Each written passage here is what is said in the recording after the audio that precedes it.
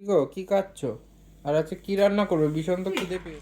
ছোলা মাখা শসা দিয়ে টমেটো দিয়ে রান্না করবো হলো এই যে পটল ভিজিয়েছে, তুমি বললে পটল খাবে। এই যে পটলগুলো তো ফ্রোজেন, একটু শক্ত, কাটতে সমস্যা হচ্ছে। এই যে কয়েক টুকরো কেটেছি।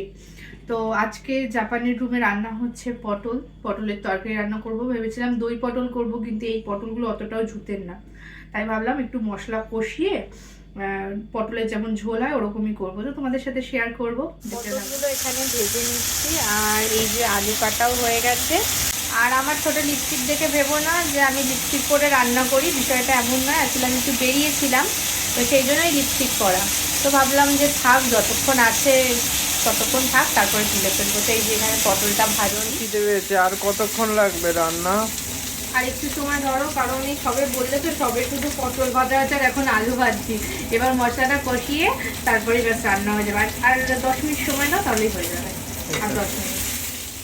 মশলা কষানো এখানে হয়ে গেছে, এবার পটল আর ভাজা আলুটা দিয়ে দেবো। এবার ঢাকনা খুলে দেখা যাক রান্না কত দূর হলো। বা ভালো কালার এসছে, আর খেতে কেমন হবে সেটা দেখা যাক।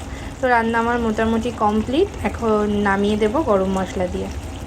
এই যে রেডি হয়ে গেছে আলু পটলের রসা।